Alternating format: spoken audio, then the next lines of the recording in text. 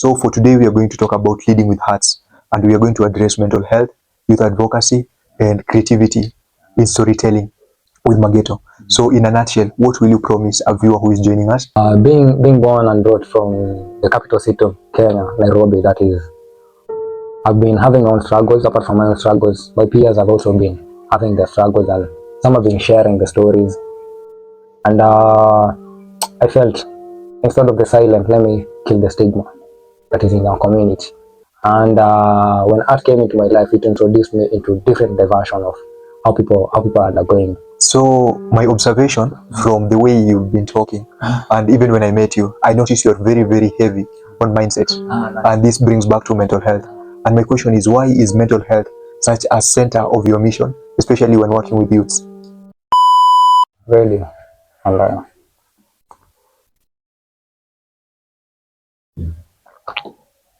Hello, bro.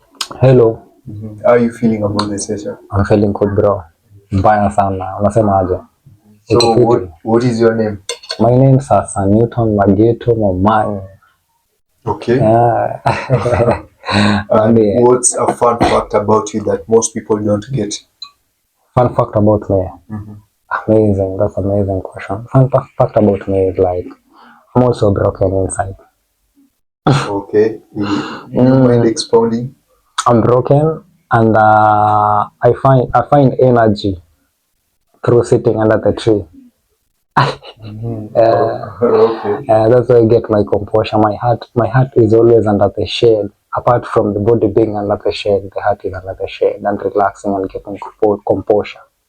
Okay, that is interesting. If someone made a movie about your life, what would be the title? Chini ya mti, bro. Chini ya mti. Chini ya mti is an African name.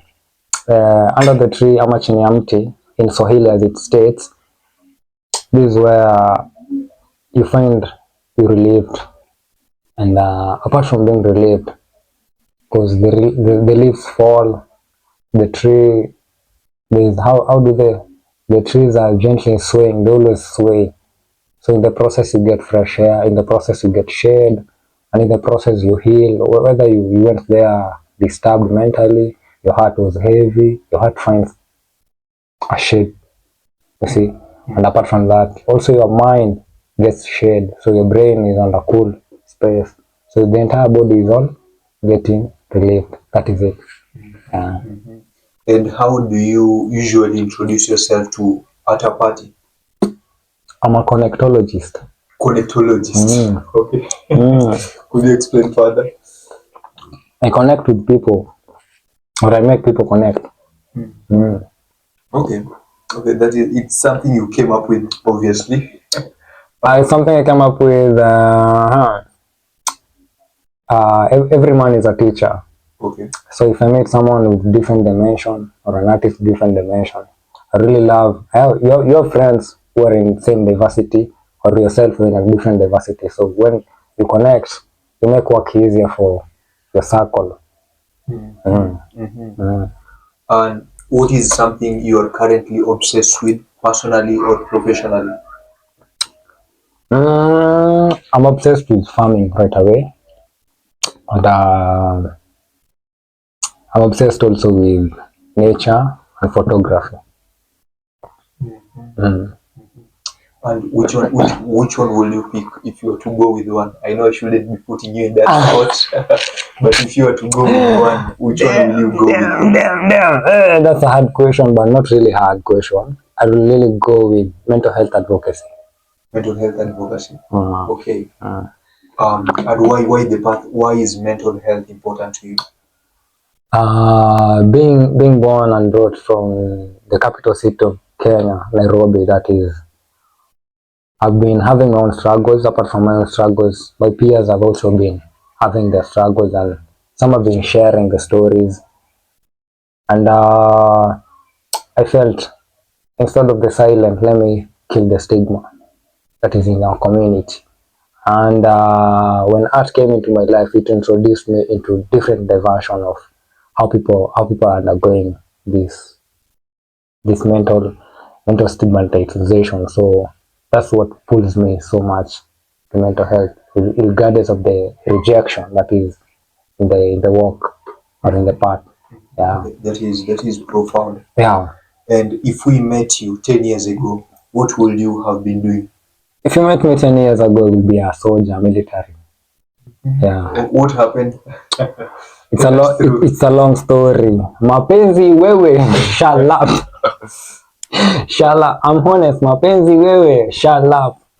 So from that scenario,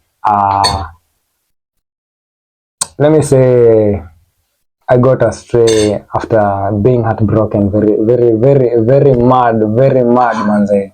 But every day is a learning day, thank God. I learned my lesson, and I had to hold fast.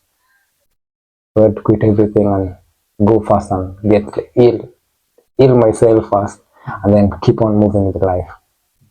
So you eventually became a soldier? I never became a soldier. I quitted the journey. Oh, you quitted. So you didn't follow? I never did it even. I was in the line of going to do it. So like I just said, it's over. Because my mind was just focused on to be a soldier. I want to be a soldier. Since high school, I want to be a soldier. That's all. Yeah, that is fascinating. How do you describe what you do to a 5-year-old? What I do? Yes. To a 5-year-old. Of course, it sounds German or it sounds rocket science, but be who you, be you, be real. Have I answered you right, or may I expound it? Let me expound it in this manner. Anything you do, you're not doing for yourself. You're doing either to change whatever you find in this world, and in that case, you must be useful and kind. So anything you learn, share to the young generation, because the young are the future generation. So you must tell them this is right, this is wrong, this is it, this is what, this is a spade, this is not a spade. Yeah, this is the right path, this is not the right path, this is what I've experienced, this is what I've not experienced, and this is not good. Of course, you cannot be perfect. Just share what you think is what it. Someone will pick. They're human. There are empty books. So anything you tell them and it hits them in one day in their life, maybe it makes sense and it triggers them back to their words or to a story. Stories move people. Yeah, that is well put now. So how do you what would your about me section be, or say if it were written by your best friend?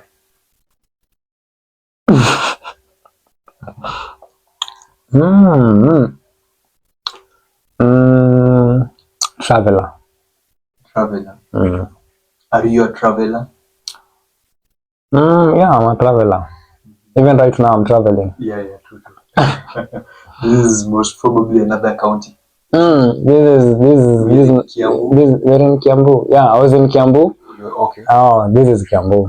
Just some few steps we're going to Nairobi County. Okay.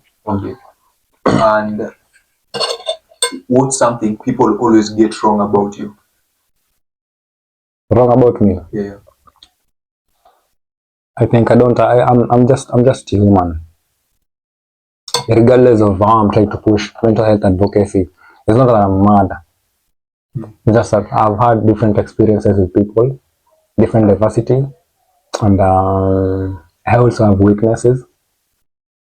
So not everything I speak is right, and not everything I speak is wrong. There's a bit that makes a sense to life. Yeah. No man is perfect. Yeah, that is it. What's been lighting you up lately?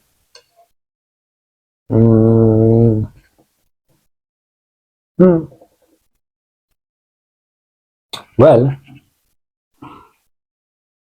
farming. I still stick to farming. Farming is teaching me patience and persistence and consistency. Yeah. That is powerful. Thank you again, Mageto. Yeah, let's meet in the next session. What can you do?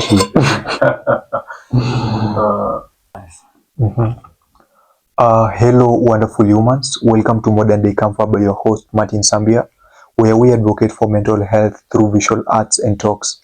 And today, our magnificent guest is Mageto. Karibu sana Mageto. Asante sana. You're most welcome. Humble being at this part of the journey. I'm doing this. Yeah. And we are going to do more projects Nice, together. inshallah. This is a journey. So for today, we are going to talk about leading with hearts, and we are going to address mental health, youth advocacy, and creativity in storytelling with Mageto. So in a nutshell, what will you promise a viewer who is joining us to be able to gain by the end of this conversation? Let me be honest.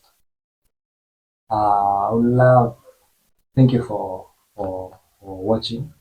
Above all, thank you for being kind of spending your time to listen to me to this podcast, Modern Day The Campfire. Campfire. So don't need to take that. I'll give the viewer and the listener is take what fits your world. Pick alone. I don't know what fits your world. You'll not lack. Let me not promise, but you won't lack something that will fit. That's it. Yeah, thank you for that. So as the way I know you, your journey weaves together mental health, leadership, Nice. and creativity.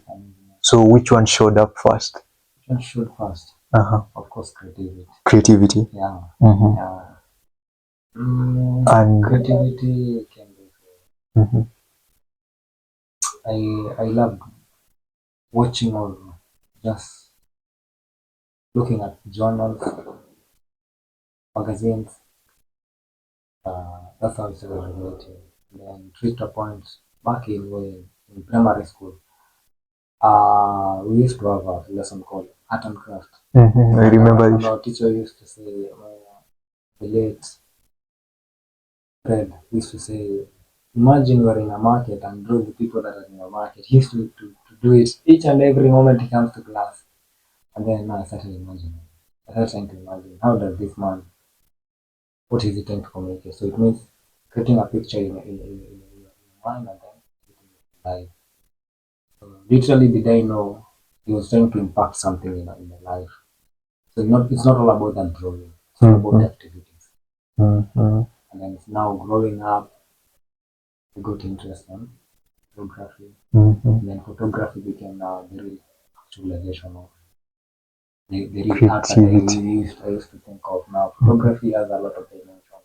Depends on how or what you take and what you learn from the journey of photography. For mine was different. I used to take every day as a learning day. Every human I get in the line of duty. This is a person who's teaching me something new that I'll never get it again if I don't have that camera. So someone said, a man with a borrowed clothes dances with caution. So a man with a borrowed clothes dances with caution. With caution. With caution. Like it's so cautious that I might lose this trouser because it is not mine. I may tear it. So that is where I learned about it. Because if you're keen, if you get that camera and do it wisely and talk with it, it will blow magics. I wish to travel. Photography made me travel. Photography drew into a lot of dimensions. I started even volunteering. After volunteering, the process of volunteering. You will be in the camera, but you're learning more than even the person that is seated there. Mm-hmm. So it is so much diversified. That's how I grew in art. And through photography, that's where I got the art or the love of mental health. Mental health. Yeah. Okay, now could you take us through how others followed? Now I'm talking of leadership and mental health as you've mentioned. I know this might shock a lot of people. Mm-hmm. Not really a surprise. Since I finished my high school, I promised myself each and every year I'll try to create a diversify in my life. Like either teach someone, and I've been volunteering in another for 10 years. This is more deep about teaching kids. And personally, I never took it just like normal to me. I took it like these are humans. And when you relate with humans, they have different behaviors. Like I said, the church started mentoring me, or the institution started mentoring me, like soccer, church, soccer, church, soccer, church, then after soccer, traveling companies. That's how I started building. So in the but the churches which I've walked the path of teaching kids, going camping and scouting, also in school. And I would say it has modeled me because interacting with young kids with different, having been brought from different backgrounds, it shows you a lot and it triggers you. It tells you the world is so diversified. That is if you take keen interest in it. Because kids are very honest. They speak what is in their heart. They speak what they see. They're not like human beings. I fake my eyes. Someone called Robert Greene says everyone is masking, everyone is acting. Mm-hmm. I was listening currently on his podcast. So everyone is a player. Like, so that is human beings are players outside. Someone might be there outside doing something different. Yeah, inside the house. It's like written on the door, pressing the mask just on the turn and there's another version in the house. So we learned a lot being with the kids, taking them to camping, and also being in the process of camping, you learn also a lot through other leaders. And I would say I adore my teacher, my teacher from the session of church. That was back then, 2002, 2003, 2004. There's a man I met. I think that man really changed some versions of me. Because whatever I was saying is so deep. He used to capture his questions. He's a so bright kid. He gives you questions on a paper and then he tells you next weekend I want to say. So because of fear, initially kids fear teachers. Because you think teachers are the best people and they're doing the right thing, you see. And of course, they're doing the right thing, but you feel like you want to get associated there because you want to go to trips. You see. But Yeah. because you don't have the platform, you have just to answer the question that go there so that you can go for trips. Then I said I want to do it. So where it got me just now triggered is when I met this human after since 2006. I met this human 2016 in Laikipia base. I'd taken my kids for camping. And then I met him. The way he received me and the way he was so proud of me it gave me a statement. You're not what you think you are. Mm-hmm. Yeah. You're not what you think you You're are. not what you think you are. And you're not what people think you are. Mm-hmm. That's one thing I learned from that day. And since then, what triggered me most is after the conversation, he reached out again when he came back to Nairobi County. That was in Nanyuki, and then like he paid that is.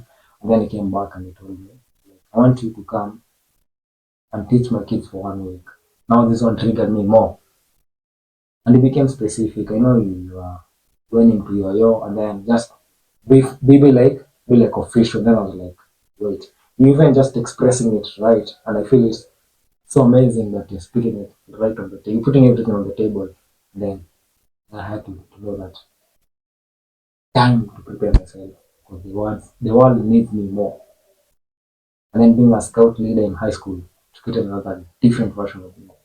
Being a scout troop leader in high school gave me some memories in scouting, how I led in my high school moments. Because in the high school moments, that's where I learned peer counseling, I learned mental health, and drug and substance awareness.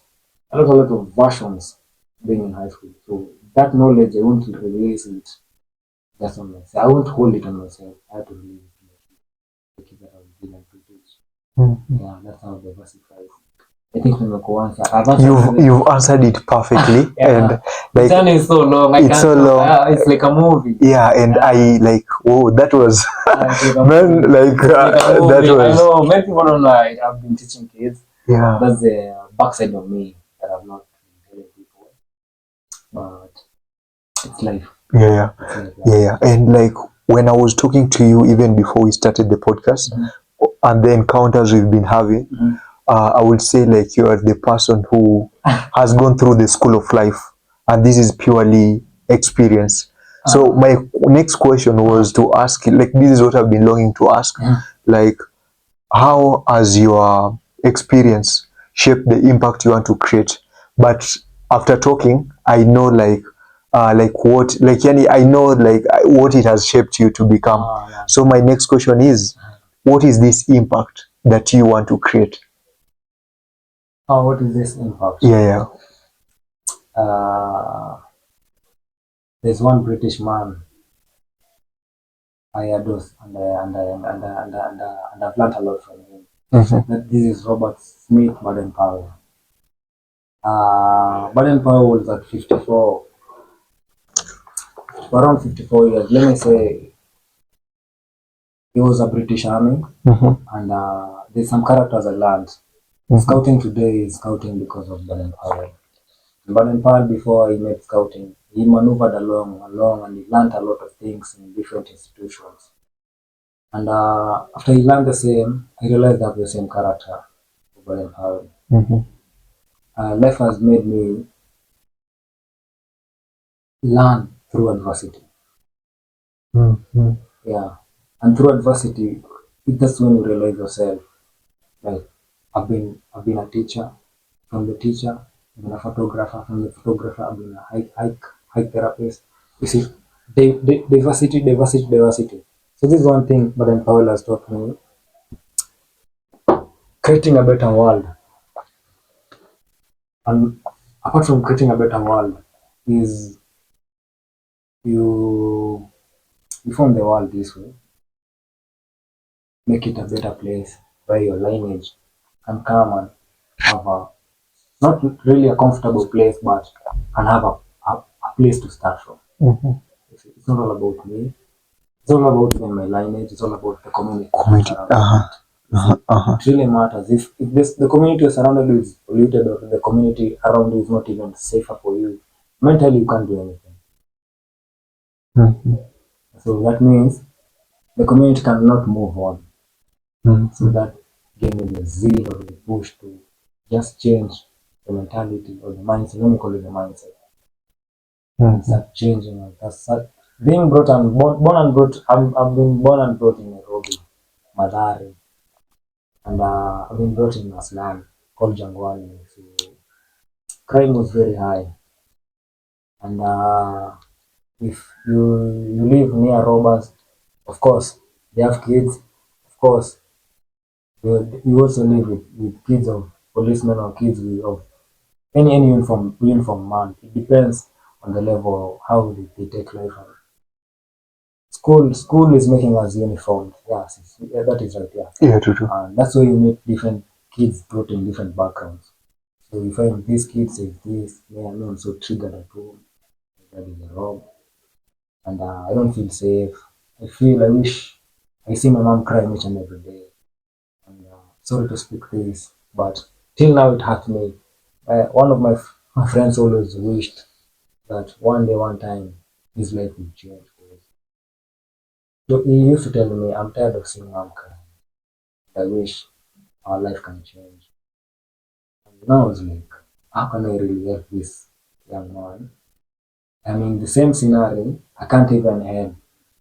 But I always promised myself, because there's one friend of mine who used to tell me when we were young, Ikuwa kubwa, I'll be a conductor, you'll be my driver. I used to say like a joke, and he used to tell me, hey nigga, hey man, atuachani, the way we've seen life, must move together. So it used to trigger me. Now the worst is my class prefect in class 3, class 2. He's just called like me, and I appreciate God for making us meet. That man introduced me to life in another dimension that was worse. In slums or ghetto, people marry even in class 4, class 7. For real. So my class prefect married while he was in class 4, 5, 6, 7. And how old was he then? I think he was around 14, 13, around 13, 14, because dating takes time. So he was like staying with the lady. Yeah, and because of the situation in the slum, they were around. They were many in the family, so to speak, and so he already knew that now this is life. Now I have to take it the way it has come. I won't force things to go the way I want them to go, but I'll accept the situation and take life. I remember his house because now he decided to stay with the lady, and the lady on the other side, they had. She was not brought up in a good family. She was living actually in a aunt's place. So it used to trigger me when I'm asking when he decided this. Then one day he just decided and we went to where you see in the slums there's places where people dump garbages. So one day we went there and we cleaned the space, we cleaned, and he never told us, well, why are we cleaning the space? We just cleaned it, we just cleaned it, just cleaned it, and after cleaning it, we brought the iron sheet and then we told us, this is the way I want to stay with my person. Then I was like, okay, you're for real? Yeah. And then the nigga from there, 2 days to come, they're living in the house. Put the magazine. Nowadays people are taking photography, on walls on with magazines. Then It's very aesthetic. very aesthetic. So like, and this man did the same thing, and the house was amazing. And because he was so creative in electronics, so he made self-made UFA, self-made. Like the house was amazing. We were like, hey, this is creativity. So from then I said, I'll take life the way it comes. I learned something from that man. I really appreciate and I always thank God for meeting such people. And then so apart from that, I used to each and every morning I used to go to school around 6. And I used to face a lot of challenges. People getting mad and you know in ghetto someone is killed right away and everyone is passing them. No one is there. You see why they even stealing because of poverty, because of mindset. People just thinking that's that space there.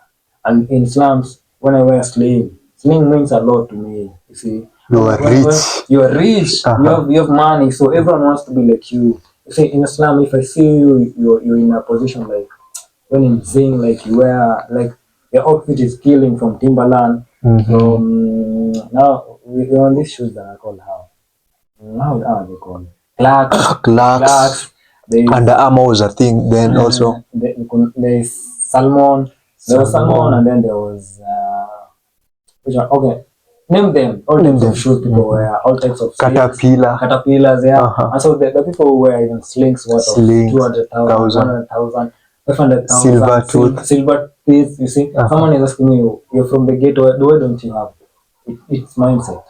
It's mindset, yeah. So that's why I realized, I no longer want to see my friends dying the same. I no longer want to see my generation next to me dying just anyhow because of their mindset, because of desperateness. To some extent, the desperateness that leads to someone feels like no. So my observation from the way you've been talking, and even when I met you, I noticed you're very, very heavy on mindset. Nice. And this brings back to mental health. And my question is, why is mental health such a center of your mission, especially when working with youths? I've realized youth are undergoing a lot of what kind they're undergoing through a lot of I can't call it stigmatization, but there's misunderstanding of different lineages of human beings or age groups. So like we call the boomers, the millennials, call them. I don't know how to name them. Gen Zs. I know, but I tend to think there's that ignorance that is put there, such that people think that mental health is luxurious. It's not all about luxurious or just saying that and take it over. I want people to normalize having conversations because it is in many African communities that people have taken it like it's normal, but it's not normal. It's okay not to be okay. It's okay someone to come and speak whatever he feels. It's okay someone to have a therapist. And one time I've been at speaker, and someone literally came and asked, hey, people are even kuna watu wanajinyonga. Let me say it in Swahili. Kuna watu wanajinyonga. So then I was like, okay, the community thinks that there's nobody who can just reach a point like and go and kill himself. There's misunderstanding in our communities. There's mindset. We need to educate our people. We need to educate the young, because the young need to understand. Like, for example, let me say, right away, many are the youngs who tend to imagine that life is all about you just say something within a fraction of a minute has happened. But it takes a process. There's one man I also respect. My high school principal was called Mr. Anthony Mwari. This young man used to tell us, if you admire someone with a Porsche, you go and ask him or her, what did it take him or her to reach that point? So the community has ignored to tell these young people, before you get that Porsche, it takes you time. Regardless of how smart you are, be patient with the journey. It's all about patience, persistence, consistency, yeah?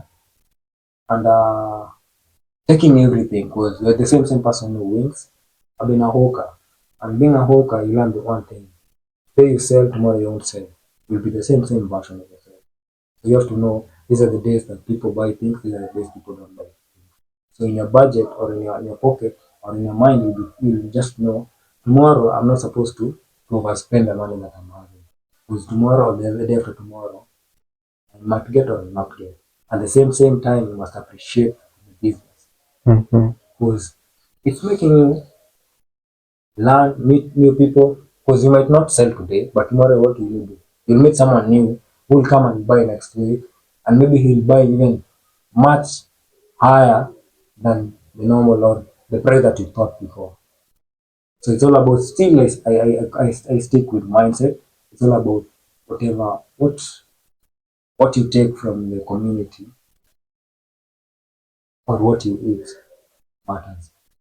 What you eat, that is what I say. What you feed your mind.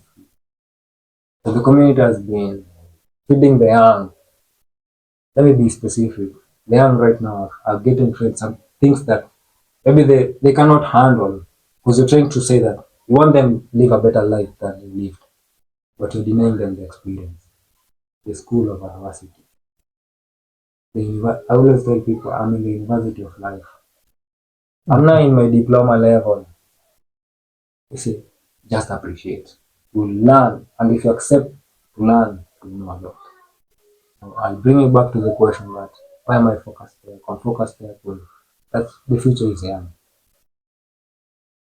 Kids and the youth are blank people, and we can right now the youth they are too late. But this younger generation, the age of 10 and below, they know nothing. We have seen the world. Now show them the light. This is what is coming, this is what is currently. So they either take it or not take it. So that's the reason I'm there. Mm-hmm. And being a teacher for the young, it has given me a strong mind and being on the street. What motivates me so much when I was a photographer, a soccer photographer. At one point, I used to teach kids, and one of the kids told me, "Teacher, your coach, you're teaching us these stuff." And that was after some months. He came and told me and sat next to me and told me, if someone listened to you, these things will make sense to him or her in the future. That was a kid in class 8 by then. They call it grade 8. And it really touched me, it really moved me. And I said, I'm doing something, this is one person.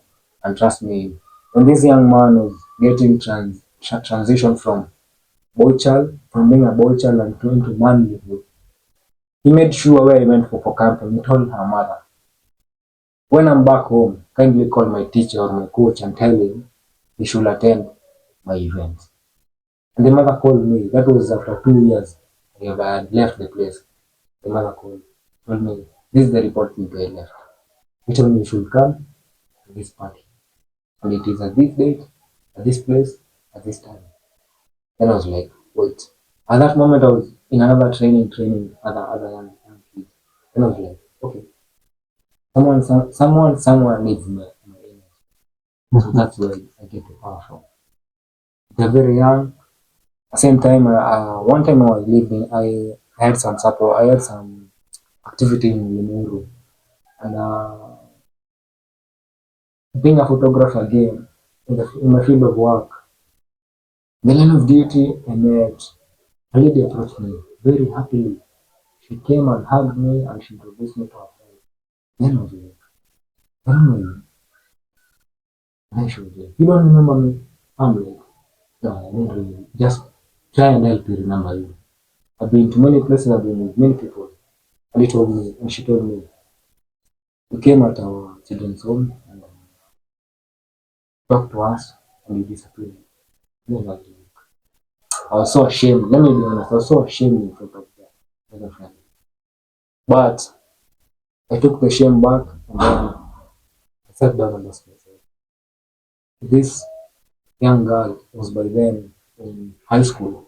Now she's in campus. And she's in another set of training. Because that was not only whatever she was doing in campus in the university. It was something different that we met in. And I started seeing, okay, something is moving, but I'm not seeing. Regardless of how traumatized I'm or I'm not seeing anything working, but things are working. So yeah, from then I stopped ignoring. I became loud. And there's one kid who made me look for this guy, this comedian. What's he called? This comedian who talks a lot of English. A Kenyan comedian. A Kenyan comedian. Ambiguous. Murume. Not Morowe, it's not Morowe. Let me try and remember. But he told me, this small child told me, I want to meet this young man. And by good luck, we met with him. Crotus. Not Crotus. But you know Crotus? And I know one Crotus. Oh, okay. So this guy he's from here. After Zkona, what do we call it? Okay. Mombi, he's from Mombi. Not really Mombi, but this comedian from after the other side. I'll remember. Okay. It's okay. But this boy really triggered me because he did comedy, and as we talk before last year ended, this boy wrote me inbox. He inboxed me. And he told me one time I would really love to do something, and it still triggered me because these are triggers that are triggering me, regardless of how fucked up I am. The people are trying to show me, man. You see me watching you and you need some guidelines. So it's keeping me on the move. Sometimes it's not all about being on the lead. It's all about just being the torch. Sometimes leaving others to lead, at the same time listening and being just there for them. Yeah. It's not about the big titles, about the organization. It's not about the ground. What are you doing? What are they getting? And if they get what is helpful to them, they start itching them. They start saying we need something. We are empty. And you must first empty your cup before you give some before you get something. Or and after you give, you must empty. If you give, you empty, at the same time you receive also as you empty. So I combine it with attitude of gratitude. Yeah. Attitude of gratitude. Whether you are a leader or not a leader. You have same you attract. Yeah. And nimekuwa observe. Okay. And like what is impact to you now after being in the environment of now President Fellowship? True leadership is all about building systems that will not only help you personally, but we plant trees that we even ourselves won't even stay at the shade of the trees. So if you feel there's something you can push, just push it. If there's a mindset that you can change in our community, it doesn't require you any money. It just requires you time. And time is money. Time is reversing money. So you might say that you've wasted your time. Like literally after having those 10 years, training kids in church, training kids in the streets. And I don't say that these kids came and asked me, why do we have teams for big people, but we don't have teams for young kids? And I've even had moments with them hiking, and in the process, you see, when you stick with people or young people, they make you learn there's some weaknesses they have. So I learned these kids, they are using drugs when they're young. Then at some point I said, I no longer want to see it. So it has led me to push to heights that I need to learn more things so that I can be of help. I can be relevant to my community. Let me say, I can be relevant. Everyone has a purpose, let me say. And as I posted the day before yesterday, I said, life is too short to play small with your talent. We have many talents. So don't wait for you to be somewhere in a big space. That's what President Fellowship teaches me. That's what I've been learning. Don't wait to be in a big space so that you can plant 20 million trees. No, you can start it where you are. You can start just by saying information is now. To give someone information. Or he or she, when she's older, she does whatever she does. She'll come back and reciprocate it, maybe from us. In whichever mode will come. But trust me, nothing goes down on the ground. Yeah, thank you for that. That is well put. When I see you vijana bora. I see you African arts. Nice. I see you tujibonge. Nice. I know there is there is someone who is like, oh, what are those? What are those? Could you take us through? Nice. Where do we start? Vijana Bora is the Vijana primary Bora, one. I'm the director of Vijana Bora Kenya. We are out here advocating for mental health and suicide reduction and or trying to reduce the rate of suicide rate in Kenya and other developing places in Africa. I say this stigmatization is on our country, Kenya, and the same time on African countries that maybe feel like that they're not worth to be put on tables. Yeah. And so came up with my fellow creative, I am Makori, and we saw it wise to try and help where we can. We don't have that of power, but where we can, we just give a hand. Yeah, we're playing as a catalyst to our community. Yeah. So in Vijana Bora we have Tujibonge podcast. Tujibonge podcast is a project under Vijana Bora, and this is all based on talking about mental health and people are speaking their stories and encouraging the community, those who are lost, they're not back in the line, they're sharing their stories. I appreciate for the voices that have come out and said, we want to change our community, we want to change how people say this in life through our stories. So we've been sharing through Tujibonge. At the same time, we have an application called Mama Bora. Ultimate Parenting Application. Still yearning for people to come and give us aid for now, the Afrikart. But it's good with steps. Yeah. If you feel you have the heart to help the community, we're open. We're open for partnership, we're open for collaboration. Because it's not about us or we, it's all about our country, it's all about our community. For the betterment. We're trying to make the world a better place than before. And in the same process, we have film, we have filming projects. So now we have nothing to speak about it. And those are the two programs running. So we also need volunteers, of course. You can just Google us or just ask AI, Vijana Bora Kenya. Just Google us, Vijana Bora Kenya. We've been collaborating with other organizations, and it's been amazing. We appreciate for the psychologists and therapists that have been there for us. Come through. Kenyans, thanks so much. Help us, help other people. And now Afrikart is an art.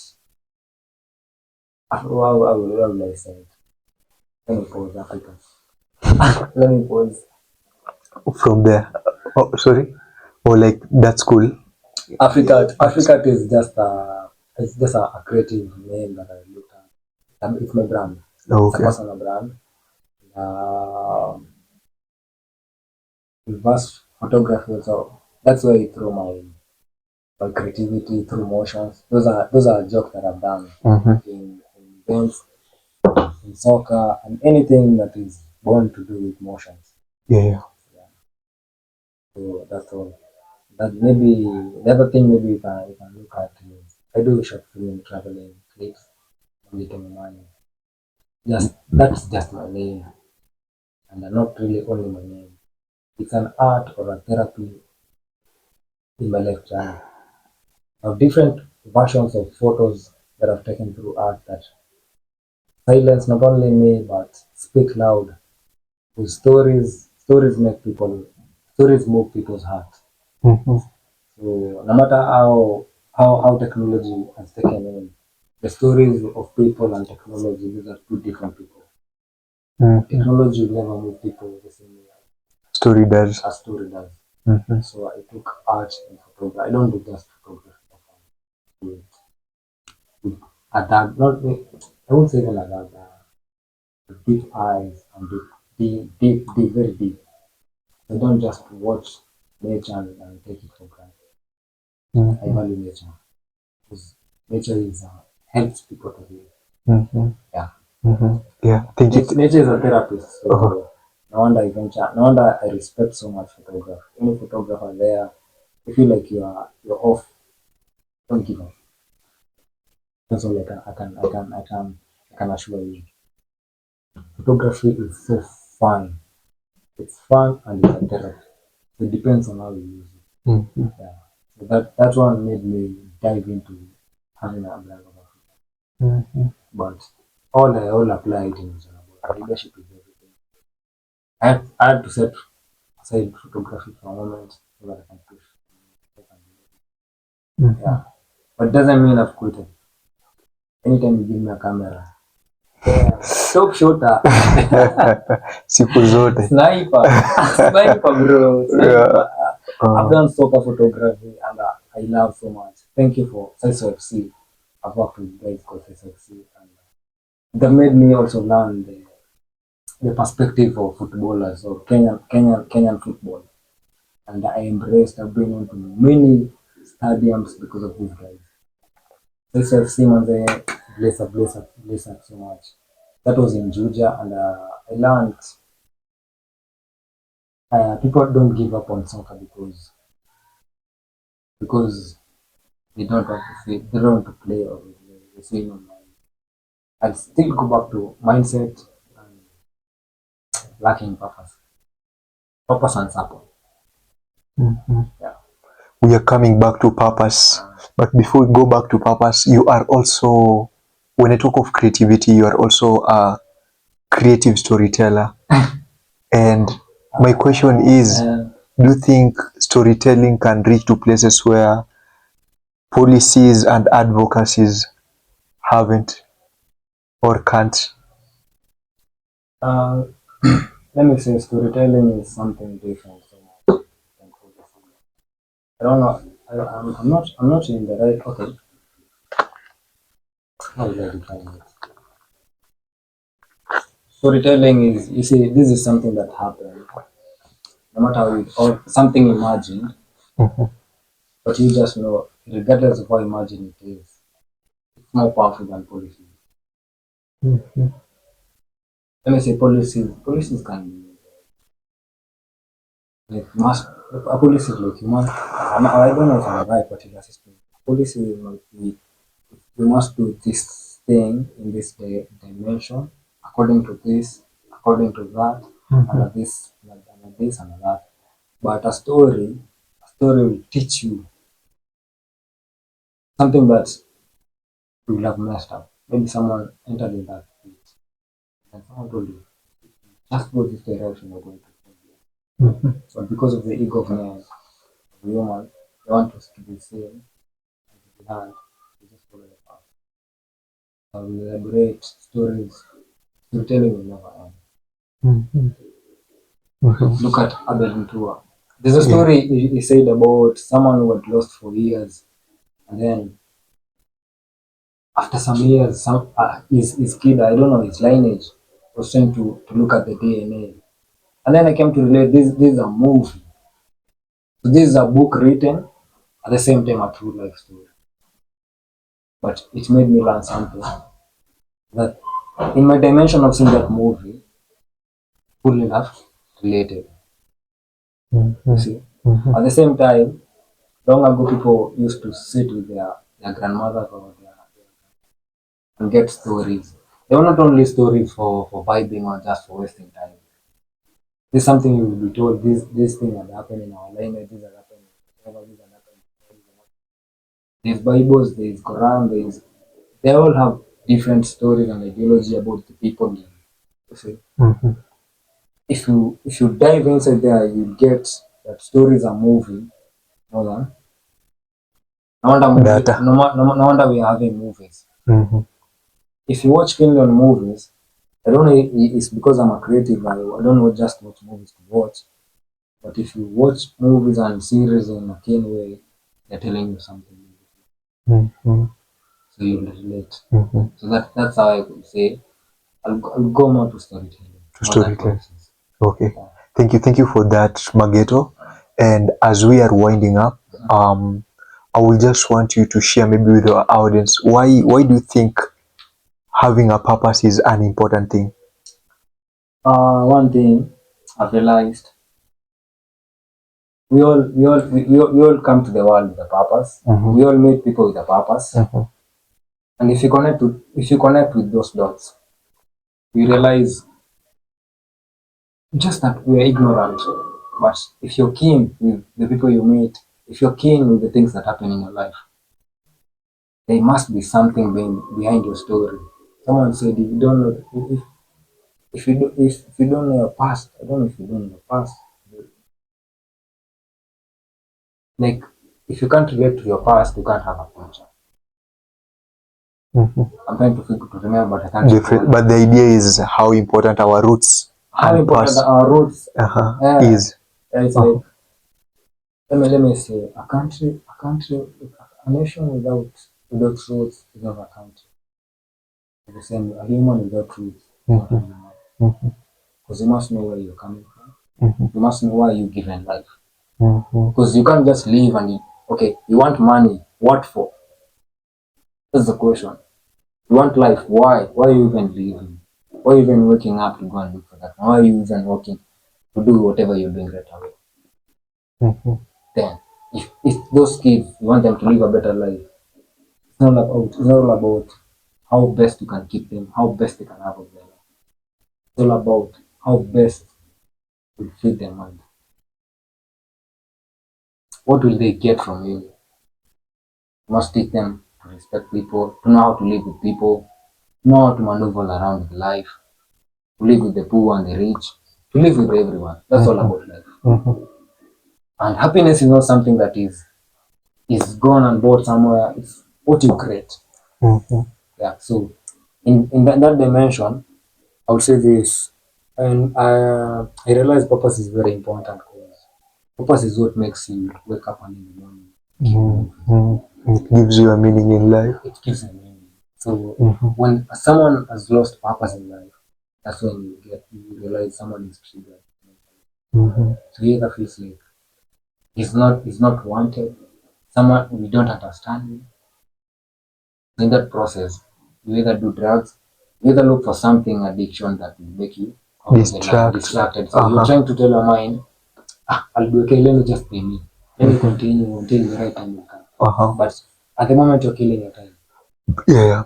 And is it true when I say like people might think of suicide when you don't have a purpose? Like that can lead to that. That can lead. Not. It can lead depending on the space that you're in.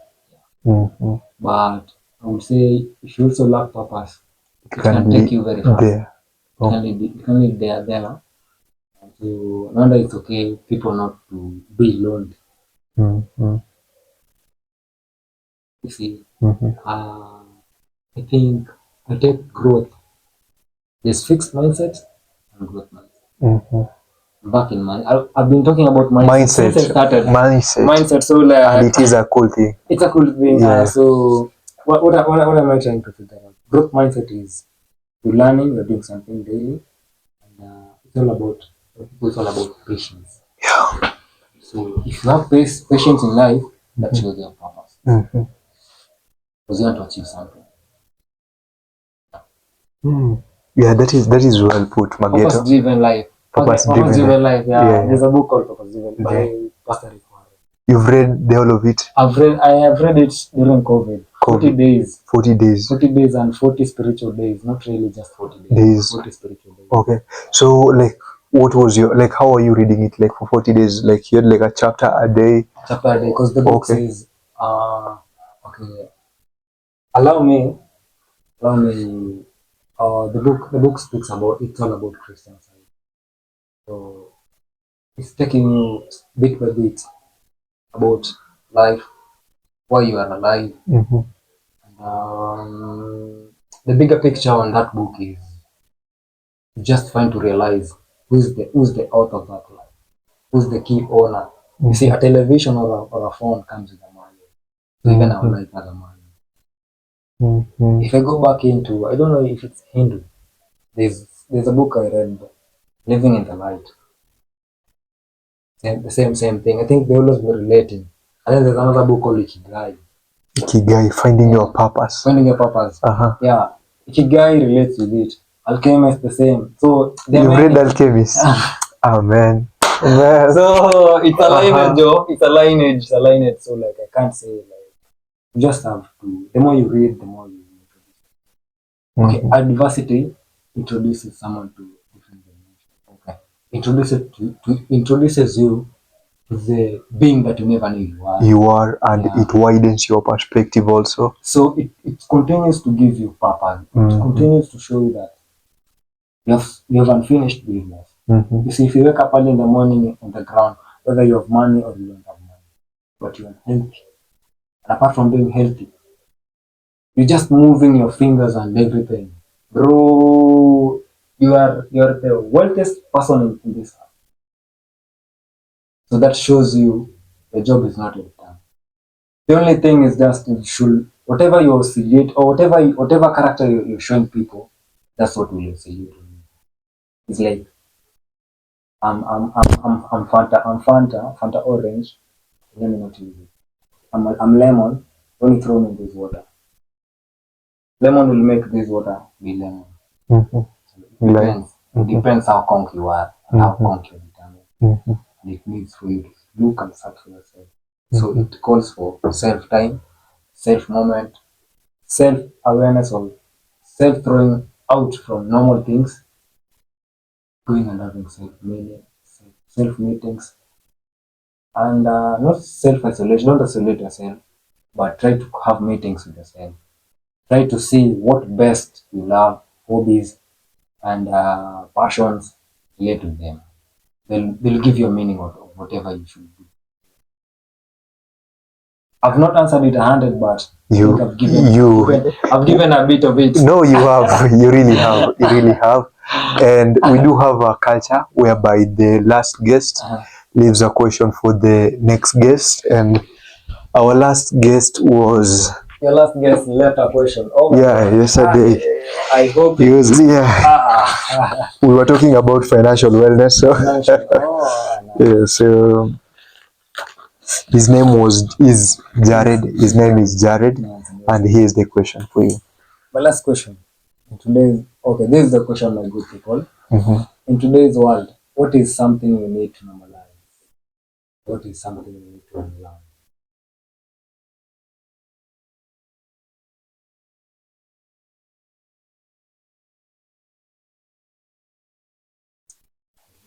In today's world, what is something we need to normalize? And what is something we need to unlearn? I'll share this favorite quote from my favorite African guy. From Barack Hussein Obama, former US president. Be kind and useful. Be kind and useful. We need to be kind and useful. Yeah, now we need to normalize being kind and useful. Thank you, Mageto. Thank you for the session. It was the Bonge podcast. Bonge na Mageto. I'm here. people have been wondering, where is this nigga? Mm-hmm. This is me. Mm-hmm. Inshallah, we shall meet on the We street shall. there. I've been on the street advocating for mental health. Mm-hmm. And where can people find you? I'm gonna share all the links in my description, but nice. you can also just share with them for those people who will be Vijanabora lazy. is the top one. That's the purpose that I'm pushing right away. Mental health advocacy. So Google Vijanabora Kenya. Just Google.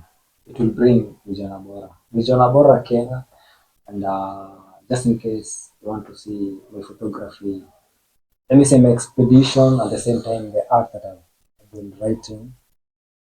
Just go to Mageto Mamani. For my creative side, Afrikart. So that is on Instagram. And what else? I have a lot. What else? Do you have a link tree Everything was set in Vijanabora. in Vijanabora? Just Vijanabora. Okay. Yeah, you'll get everything there. Vijanabora will lead you to whatever I'm doing. Okay. So guys, thank you for your never ending support. You're part of the reason we keep on doing what we are doing. By just watching this video, sharing it, subscribing, liking, anything. It's part of the reason we keep on what we are doing. And cheers, guys. Sure. See you. Thank you for your time. Yeah. I hope you learn. Yeah.